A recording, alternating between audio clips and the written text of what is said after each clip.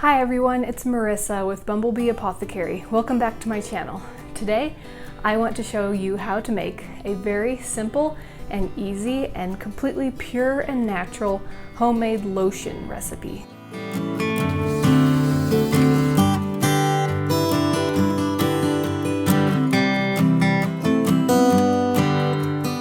So one of my earlier videos on this channel was a similar homemade lotion recipe, and I've since then updated the recipe, tweaked it a little bit, and improved it so that it's even better, and I wanted to share that updated version with you today. First, let's go over some frequently asked questions and some good things to know about making lotion. So there's a lot of different ingredients that you can get for making your own lotion.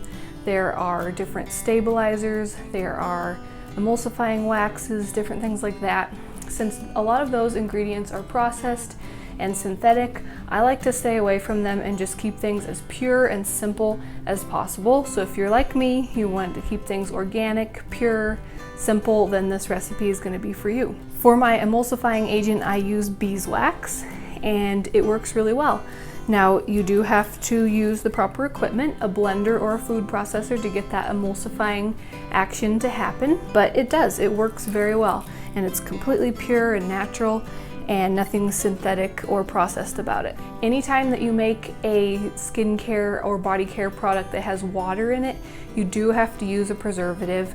I know that if you're like me, you probably like to stay away from preservatives and things in food and whatnot, and I definitely understand, but when it comes to something that's going to be sitting around with water in it that you are going to use on your skin and you'll be putting your hands in it, you really do need a preservative to be able to keep it fresh and keep mold and bacteria from growing in it. I found a very natural preservative that I personally am comfortable using. It's called Optifin Plus, and it's formaldehyde free, paraben free, and it's natural, so I'm comfortable with it, and this is my preservative of choice when it comes to making lotions and other products that have water in them.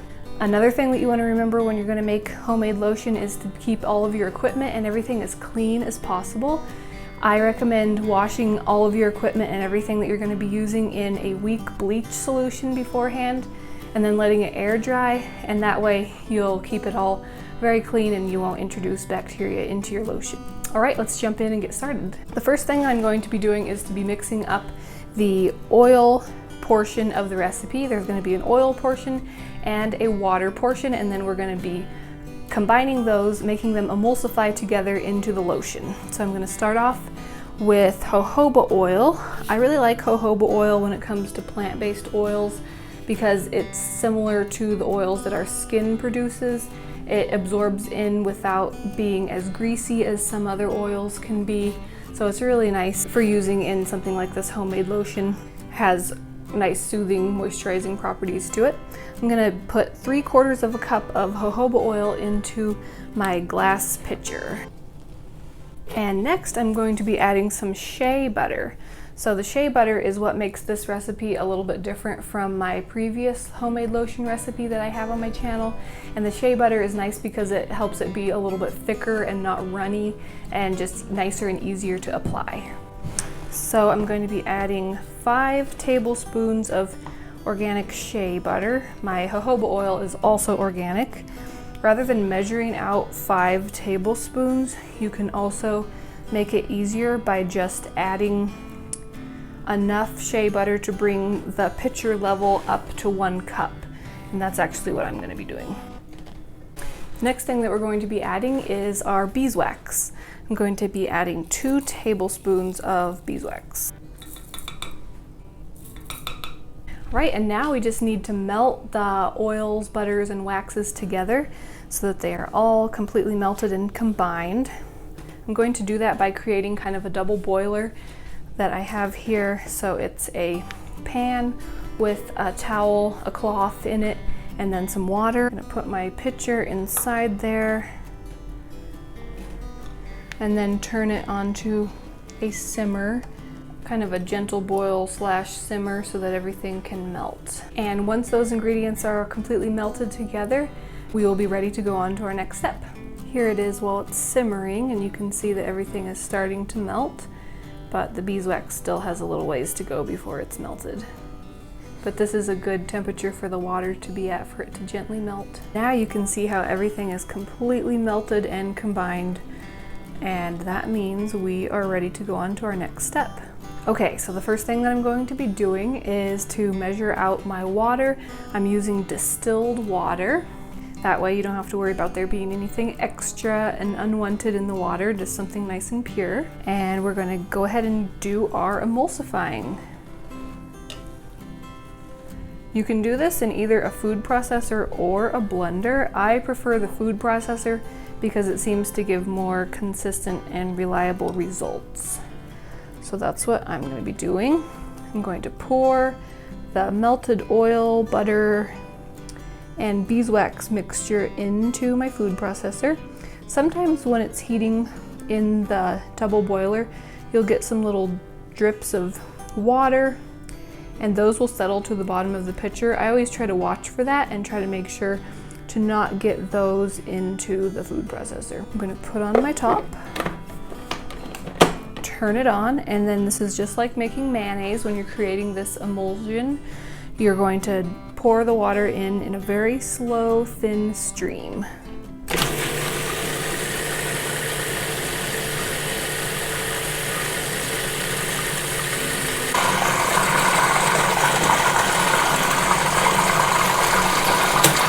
You can see how now it turned into a nice creamy looking mixture, and that's because the emulsion has happened.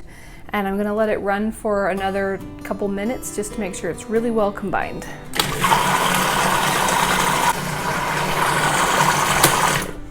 Now at this point, we're going to take the temperature of the mixture, because this particular preservative has to be added to mixtures that are below 176 degrees Fahrenheit.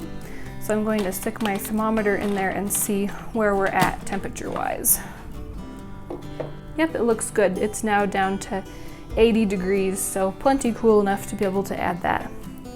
So for this amount of lotion, we're going to be using half a teaspoon of preservative. And then this is also the time when you can add essential oils. I'm actually going to leave this batch unscented so that I can make smaller batches and add different scents to them. But there are so many different options that you can do when it comes to essential oils. You can do something simple like lavender, maybe lavender or peppermint together, or you can go with more elaborate mixtures that you come up with yourself.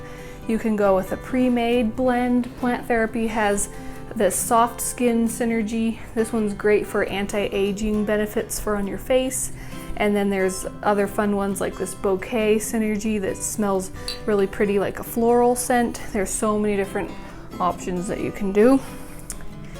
But let's go ahead and turn this back on and add our preservative.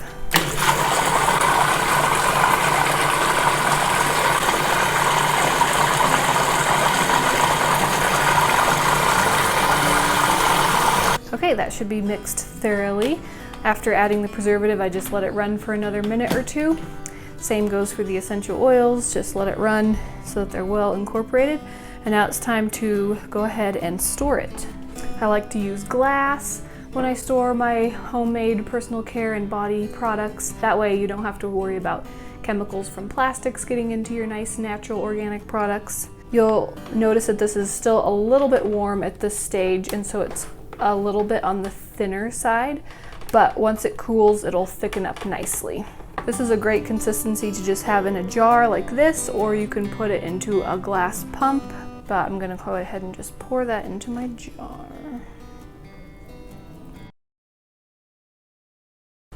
Okay, so that's all there is to it to make a really simple, very natural, organic, homemade lotion.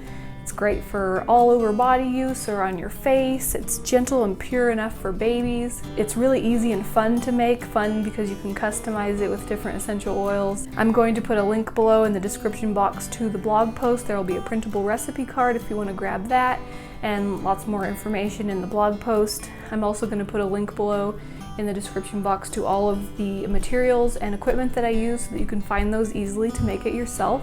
If you'd rather not make it yourself at this point, I also offer this in my shop. I'll put a link below where you can find that. And then I wanted to also quickly mention that on my blog I have a resource that is a password protected member exclusive subscriber library.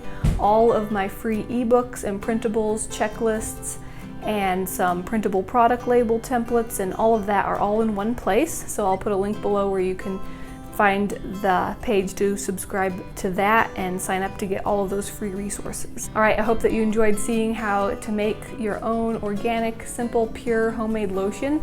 If you like this video, give it a thumbs up, share it with anybody who you think might find it interesting or fun or might want to try it. If you're new to my channel, please hit that subscribe button. I make new videos every week on traditional health wisdom and living a sustainable DIY lifestyle. Thanks so much for watching. See you next time. Bye.